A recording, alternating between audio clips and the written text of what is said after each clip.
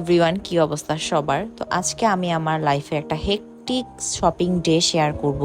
Hectic কেন বলছি তার রিজনটা আমি বলতেছি। এই যে বৃষ্টি, তো আমি আমার বাবার সাথে শপিং এ বের হয়েছিলাম। আমাদের কিছু জরুরি দরকার ছিল, যেমন আব্বুর জুতা কিনতেই হতো। তো আমরা এখানে বাটার দোকানে আসতে আসতে একদম ভিজে গিয়েছিলাম, প্রচন্ড বৃষ্টি হচ্ছিল। তো সেজন্যই আমি ঘুরে ঘুরে আসলে ওদের কালেকশন দেখতেছিলাম। তো আমার বাবার ট্রেন ছিল 1:30টার সময়, তো আমরা নিরুপায় হয়ে বের হয়ে যাই। আব্বু চলে যায় স্টেশনে আর আমি চলে আসি কিছু ড্রেস দেখার জন্য উত্তরাতেই। তো আমি এখানে কয়েকটা ড্রেস দেখি, আমার তেমন পছন্দ হয় না। তো পাশে আমি একটা চুড়ির দোকানে চলে যাই, যেহেতু কাশ্মীরি চুড়ি এখন ট্রেন্ডে আছে আর আমার এখনো কেনা হয় নাই। এখানে বেশ রিজনেবল ছিল দেখে আমি কিনে নিই। কিন্তু তখনও বৃষ্টি পড়তেছিল, তো আমি দোকানের এক সাইডে দাঁড়িয়ে অপেক্ষা করতেছিলাম। আমার চুল অনেক ভিজে গেছিল, ড্রেসের কথা আর কি বা বলবো। আশেপাশে তেমন খাবারের দোকান ছিল না, তো একটা দোকান থেকে আমি বাটার বোন আর কোল্ড কফি নিয়ে লাঞ্চ সেরে ফেলি।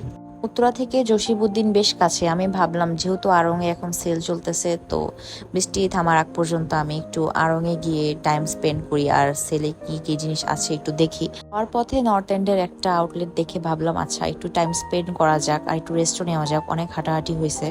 তো এরপর আমি আড়ংয়ে পৌঁছায় যাই। ওইখানে গিয়ে দেখলাম যে মোটামুটি বেশ ভালো ভিড় ছিল, সবাই অনেক কেনাকাটা করতেছে।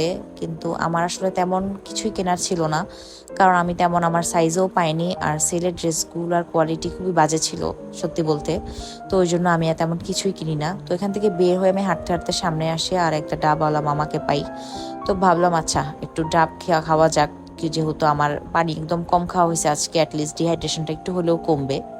দেন আমি একটা সিএনজি নিয়ে চলে যাই যমুনা ফিউচার পার্কের উদ্দেশ্যে। ওইখানে আমার একটা দরকার ছিল, অন্য কাজও ছিল, আর ভাবলাম ওখানে যেহেতু আসছি, তো এই সেলের এত বড় বড় ব্যানার লাগাইছে, আচ্ছা দেখা যাক হয়তো যমুনা ফিউচার পার্কে ভালো কিছু পাওয়া যাবে।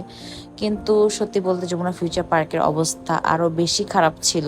ওইখানে যেভাবে পারতেছে একদম ছড়ায় ছিটায় জিনিসপত্র রাখছে।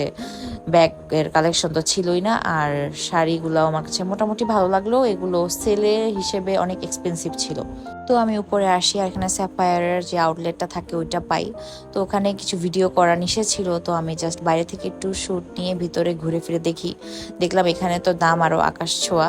তো যাই হোক, এরপর আমি বের হয়ে ভাবলাম যেহেতু ওরকম ভাবে কিছুই লাঞ্চ করা হয় নাই, তো বিকালের দিকে আমি আমাদের ক্যাম্পাসের কাছাকাছি একটা লুচি দোকান আছে, অনেক ভালো লুচি পাওয়া যায় ওইখানে। তো লুচি খেতে খেতে এরপর বাসা চলে গিয়েছিলাম।